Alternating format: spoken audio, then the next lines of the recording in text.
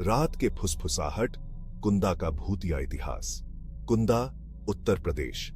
रहस्य में डूबा एक छोटा सा गांव। यहाँ के लोग अशांत आत्माओं की कहानियां फुसफुसाते हैं जो पीढ़ी दर पीढ़ी चली आ रही हैं। हवा में एक अजीब सी बेचैनी है, परछाइयां राज छुपाती हुई लगती हैं। क्या कुंदा सचमुच भूतिया है या ये सिर्फ ज्यादा सोचने का नतीजा है? यह गांव बहुत पुराना है। इसका इतिहास अलौकिक कहानियों से जुड़ा हुआ है। सदियों से चली आ रही आस्था और डर के साइलेंट गवाह हैं यहाँ के प्राचीन मंदिर। गांव वाले श्राप और अशांत आत्माओं की बात करते हैं। उनकी आवाजें शाम ढलते ही धीमी हो जाती हैं। ये कहानियां एक ऐसी जगह की तस्वीर पेश करती हैं जहां दुनियाओं के बीच का पर्दा पतला है। कुछ लोग इन कहानियों को केवल अंधविश्वास कहकर खारिज कर देते हैं। वे अजीबोगरीब घटनाओं के पीछे तार्किक स्पष्टीकरण की ओर इशारा करते हैं। फिर भी यहां तक कि संशयवादी भी रात में अकेले घूमने से हिचकिचाते हैं। सन्नाटा अनदेखी ऊर्जा से गूंजता हुआ लगता है। अंधेरा जिंदा लगता है।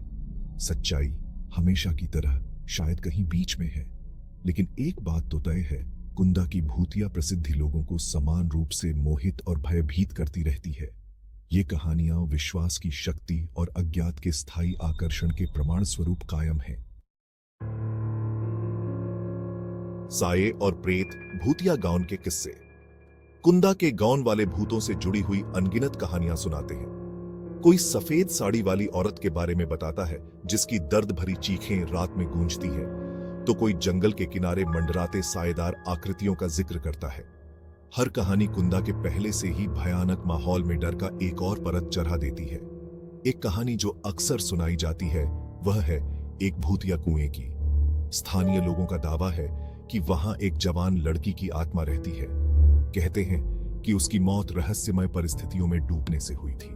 आने जाने वाले लोग उसकी आवाज सुनने की बात करते हैं। वह गहराई से मदद की गुहार लगाती है। रात के अंधेरे में उस कुएं के पास जाने की हिम्मत बहुत कम लोग करते हैं। एक और प्रचलित कहानी एक भूतिया बरगद के पेड़ के बारे में है। यह प्राचीन पेड़ गांव के चौराहे पर खड़ा है।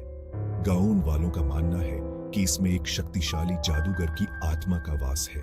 वे कहते हैं कि जो लोग इस पेड़ का अनादर करते हैं उन्हें भयानक परिणाम भुगतने पड़ते हैं। अक्सर इसके नीचे फूल और अगरबत्ती चढ़ाई जाती है। ये कहानियां भले ही परेशान करने वाली हों, लेकिन इनका एक मकसद है। ये लोगों को अस्पष्ट चीजों को समझने का एक तरीका प्रदान करती है। ये अज्ञात को समझने के लिए एक रूपरेखा प्रदान करती है।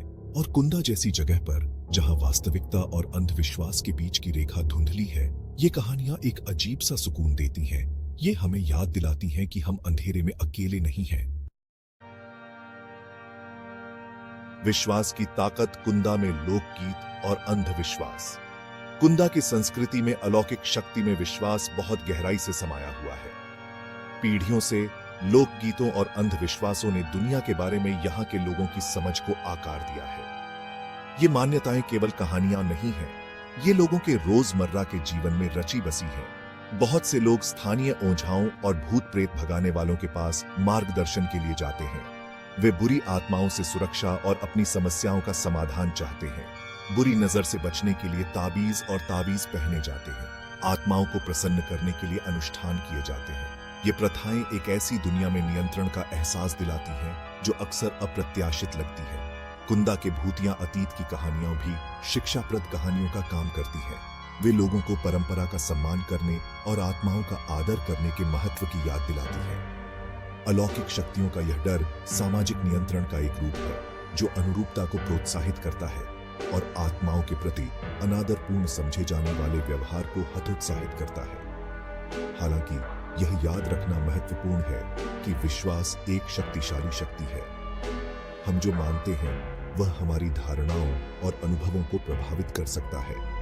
कुंदा जैसी जगह पर जहां अलौकिक शक्तियों की कहानियां इतनी व्याप्त हैं, यह समझना आसान है कि कैसे डर और सुझाव लोगों की घटनाओं के बारे में धारणाओं को आकार देने में भूमिका निभा सकते हैं।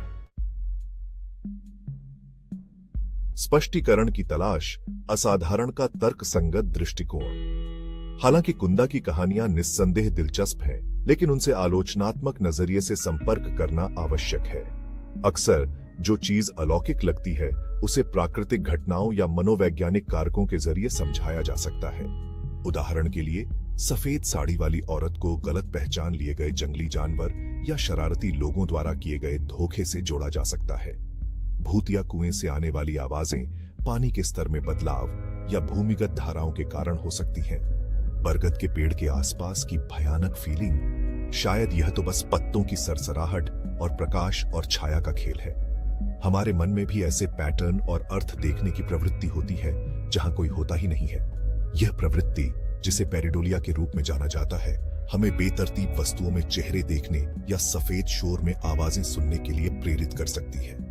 कुंदा जैसी जगह पर जहां असाधारण गतिविधि की उम्मीद अधिक होती है, यह संभव है कि लोग अस्पष्ट उत्तेजनाओं की व्याख्या अलौकिक के प्रमाण के रूप में करें। इसका मतलब यह नहीं है कि कुंदा के सभी अनुभवों को आसानी से खारिज किया जा सकता है। हालांकि अलौकिक के बारे में किसी नतीजे पर पहुंचने से पहले वैकल्पिक स्पष्टीकरणों पर विचार करना महत्वपूर्ण है। एक आलोचनात्मक दृष्टिकोण अपनाकर हम विश्वास, धारणा और अज्ञात के बीच जटिल संबंधों की अधिक सूक्ष्म समझ प्राप्त कर सकते हैं।